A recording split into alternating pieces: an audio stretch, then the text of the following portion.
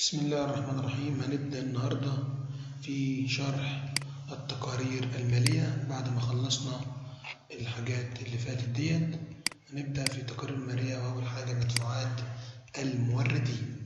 وليكن مثلا اختار من وسط الموردين اللي عامل كله مثلا، وهعمل كل الفترات وهعمل عرض.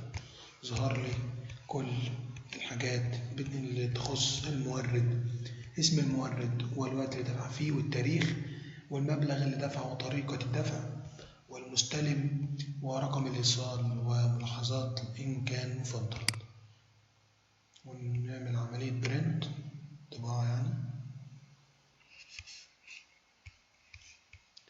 اهيت اسم المورد، الوقت، التاريخ، المبلغ، طريقة الدفع زي الشاشة اللي فاتت، وإجمالي المبالغ ظهرت في الأسفل.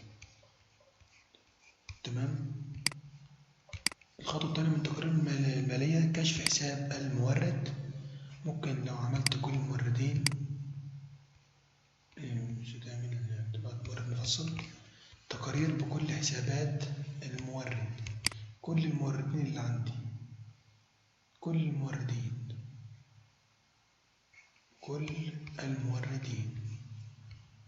اسم المورد ومش حالات العبد خالص. ده S5 ايفون كده، كل ده حاجات تبعنا. لكن لو مثلا جيت على مورد معين وليكن منار وعملت له طباعة مورد مفصل،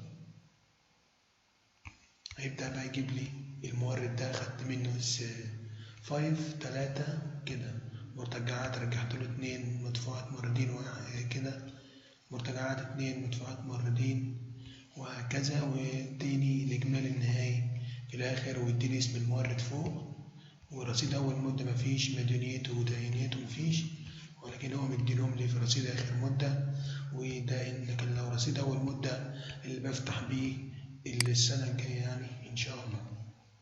طبعا تحت كل حسابات الموردين. هي اسم العميل، منار، قيمة المشتريات، القيمة، المرتجعات دي بتبقى التوتال النهائي للمشتريات والمرتجعات والخصومات وكل ذلك. خش برضه في التقارير المالية على مدفوعات العملاء، وليكن اختار كل العملاء واعمل كل الوقت وعرض. ظهر لنا كل المدفوعات كذا، فلان فلان فلان، واجمالي المبالغ، وهعمل طباعة. بيظهر لي زي ما حضراتكم شايفين اسم العميل، الوقت، التاريخ، المبلغ، وهكذا. تعمل برنت زي ما شفنا مع حضراتكم. التقارير المالية ممكن تعمل كشف حساب للعميل، يا إما لو تعمل كل العملاء وتقول طباعة عميل مفصل، هتظهر لك كده اسم العميل أحمد فتحي الأولاني، مبيعاتك ليه، مدفوعاته، خصوماتك كده ليه. تمام.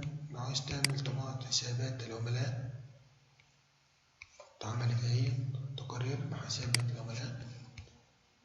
لكن لو مش عايز تعمل كل العملاء، ممكن تعمل تحدد عميل وليكن أحمد علي أبو علفة، طباعة عميل مفصل.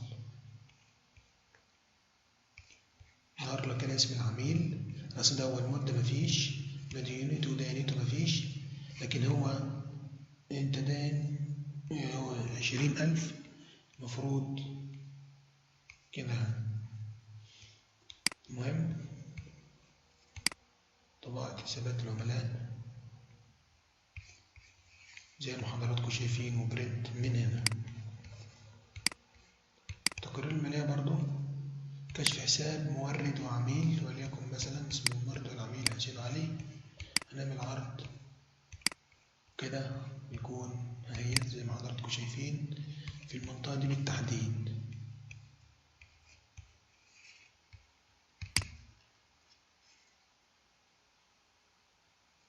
زي ما حضراتكم شايفين كده اهيت، وعملنا لها عرض وشغالة اكسبريس. التقارير المالية نعمل كشف حساب مفصل زي ما حضراتكم شايفين، وتعمل طباعة برنت، هديك كشف حساب مفصل يوميات وتعملها تاني عادي كشف حساب مفصل يوميات. وبكده نكون وصلنا لنهاية الحلقة والسلام عليكم ورحمة الله. كان معكم محمد علي.